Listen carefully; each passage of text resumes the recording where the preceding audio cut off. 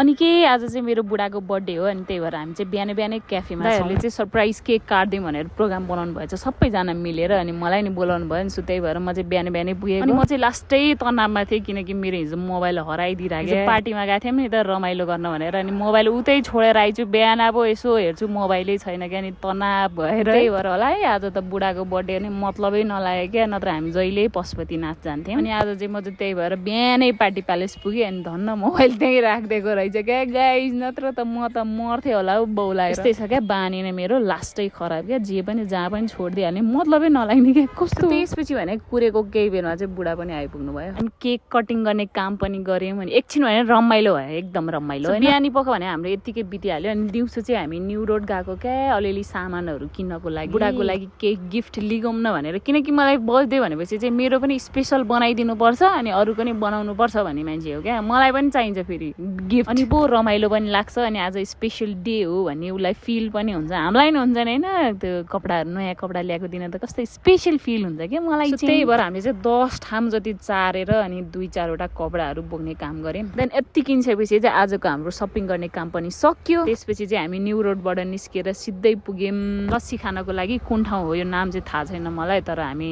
प्राय जान्छौँ यहाँनिर न्यू रोड पुगे बेलामा चाहिँ होइन सो आज पनि गयौँ खायौँ अनि त्यसपछि चाहिँ हामी पुग्यौँ फेरि ब्ल्याङ्केट सपमा जाडो आउनु लाग्यो नि त अनि दिजुहरूलाई ब्ल्याङ्केट चाहियो रे सो त्यही भएर हामी चाहिँ होलसेलमा पुगेको क्या होलसेलमा तर नामको मात्र हो जस्तो लाग्छ कि होलसेल प्राइस त रिटेलै देख्छु म है र पनि बाहिर गएर चाहिँ किन्न मन लाउन त्यहीँ गएर किन्न मन लाग्छ त्यही भएर हामीले चाहिँ 1 कुन्टा बोकेर घर फर्क्यौँ क्या गाइस